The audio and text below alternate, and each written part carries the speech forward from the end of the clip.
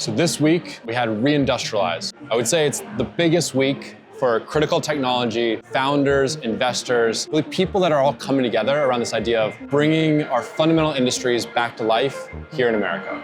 We believe that a majority of our future industry lives in the hands and minds of new entrepreneurs, new startups, building the critical technologies that aren't just about doing more of the same, but actually reinventing industries and advancing them with all of the new amazing technology that needs to exist in these places. The problem with radio is it can be jammed.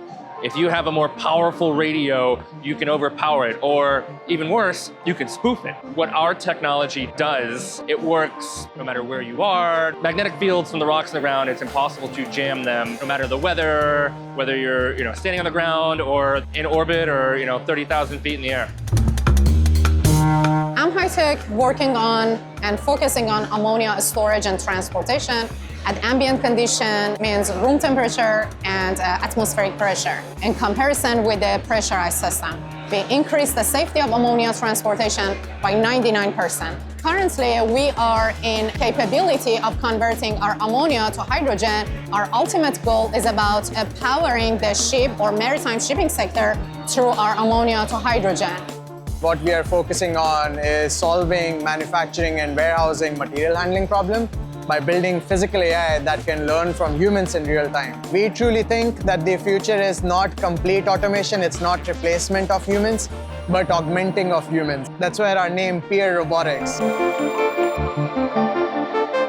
Birdstop, we're a Detroit-based manufacturer of autonomous drone systems. We're using autonomous flying sensors in the form of drones to observe and analyze the physical world.